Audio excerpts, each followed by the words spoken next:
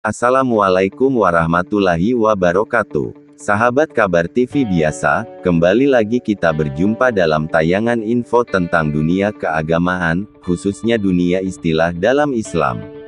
Semoga sahabat semua selalu dalam rahmat dan hidayah Allah Subhanahu wa Ta'ala.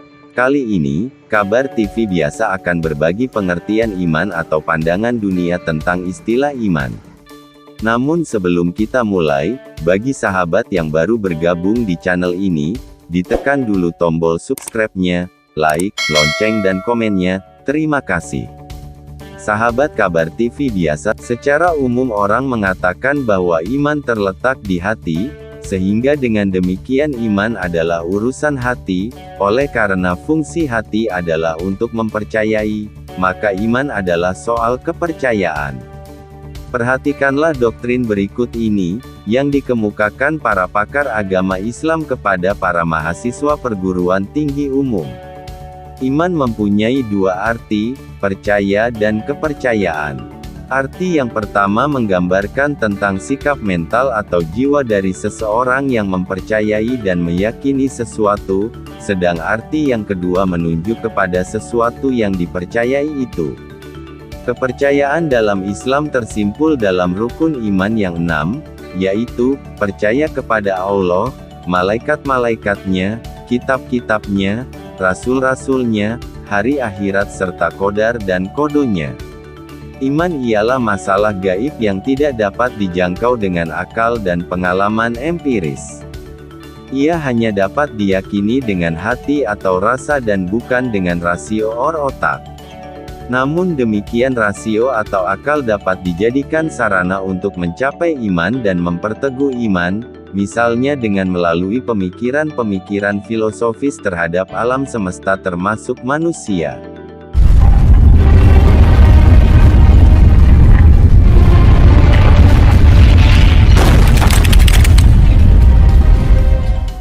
Sikap iman adalah sikap menerima tanpa reserveu, tanpa tanya dan tanpa ragu, serta memiliki sikap penyerahan diri dan kerelaan berkorban sebagai konsekuensi dari imannya. Oleh sebab itu sikap iman adalah perlambang dari kebaikan yang sangat tinggi dan pertanda dari keutuhan pribadi manusia. Perhatikan betapa kontradiktifnya pertanyaan-pertanyaan di atas, dikatakan bahwa iman tidak dapat dijangkau dengan akal dan pengalaman empiris, tapi dikatakan pula bahwa rasio atau akal dapat dijadikan sarana untuk mencapai iman dan memperteguh iman.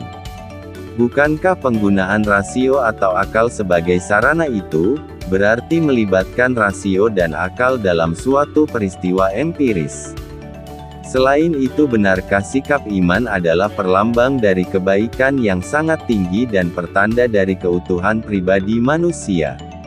Lalu bagaimana dengan orang-orang yang disebut di dalam Al-Quran?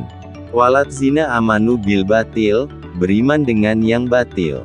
Apakah mereka juga melakukan kebaikan yang sangat tinggi dan mempunyai kepribadian yang utuh? Kita tidak berani mengatakan bahwa para pakar tersebut tak pernah membaca Al-Quran, tetapi rupanya mereka lupa atau entah mengapa. Dr. Quraish Shihab, ahli ilmu Al-Quran lulusan Universitas Al-Azhar, Mesir, 1982, menulis dalam Harian Pelita tanggal 29 Januari tahun 92 mengatakan, akal seringkali memunculkan aneka pertanyaan yang dapat menghadang kemantapan iman. Tentu ada yang puas dengan satu jawaban, tetapi bagaimana yang tidak puas? Apakah iman harus terus dipertahankan? Dengan kata lain, apakah yang diimani harus dipahami? Kemudian Dr. Quraish Shihab mengutip dalil Søren Abbe Kierkegaard filsuf Denmark yang mengatakan, Anda harus percaya bukan karena tahu, tapi karena tidak tahu. Kalau begitu, kita ajukan pertanyaan sebagai berikut.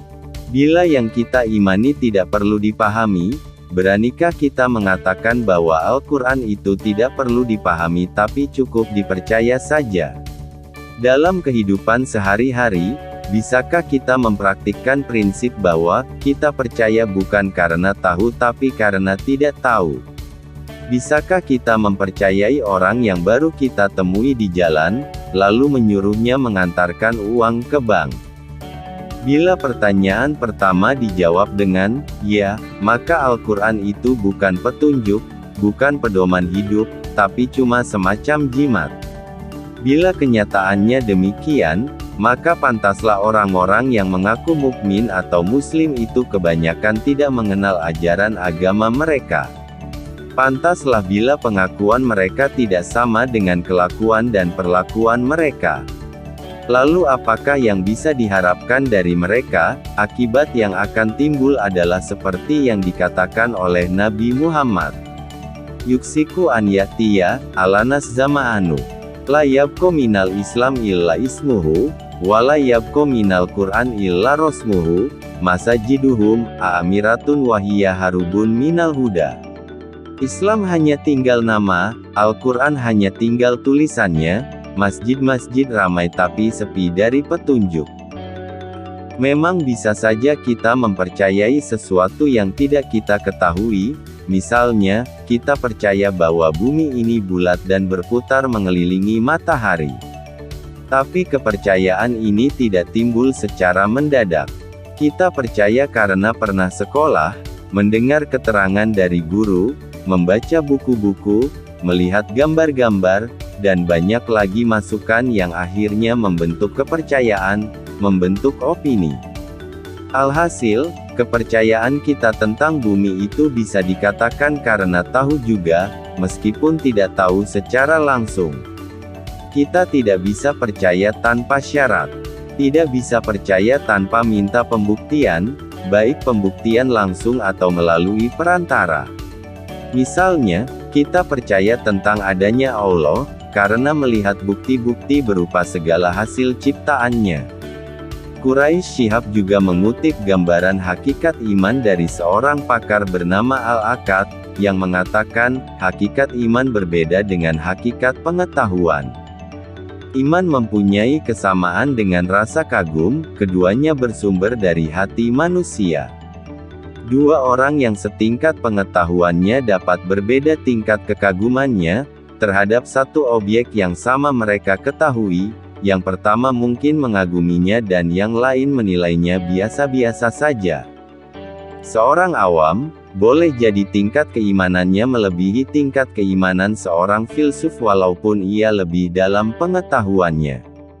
Bila demikian, mengapa iman tidak disamakan pula dengan kekafiran, yang juga bersumber dari hati manusia?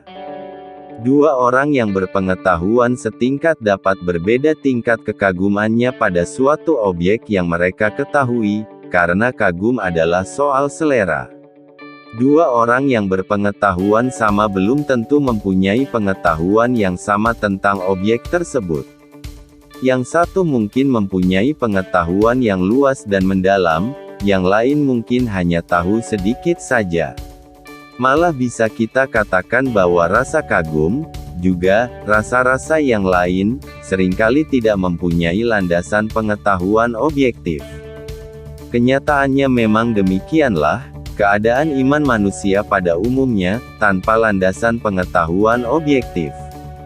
Padahal Rasulullah Shallallahu Alaihi Wasallam menegaskan, bahwa orang yang lebih berpengetahuan justru lebih potensial untuk memiliki iman yang mantap. Dalam suatu hadits, misalnya, dikatakan bahwa ada 6 golongan manusia masuk neraka karena 6 sebab, di antaranya adalah orang-orang dusun, yang masuk neraka karena kebodohan mereka. Mereka menjadi tetap bodoh, tentu karena malas menuntut ilmu. Memang aneh, mengapa begitu banyak orang yang mengesampingkan peran akal ketika berbicara tentang iman? Padahal Al-Quran sendiri menyebutkan akal dengan berbagai bentuk morfologinya, paling sedikit dalam 23 surat.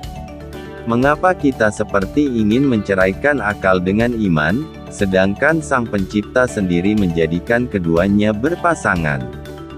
Kenapa Anda khawatir kebebasan akal akan merusak iman, dan mengancam keberadaan agama? Kekhawatiran itu hanya boleh ditujukan kepada agama yang tidak sesuai dengan fitrah manusia. Akal yang bebas, bila yang dicarinya memang kebenaran, pasti dapat menerima kebenaran agama yang benar.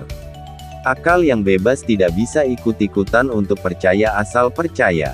Sebab kata Ibrahim Al-Lakani dalam Nazham Jauhara at-Tauhid mengatakan, orang yang bertauhid hanya ikut-ikutan, imannya tidak akan bebas dari keguncangan.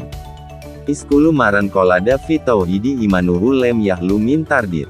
Al-Quran, sumber iman yang hakiki, adalah sebuah kitab yang berasal dari pencipta manusia, yang paling tahu kemampuan akal manusia, sehingga ia adalah kitab yang dapat dipahami oleh akal manusia.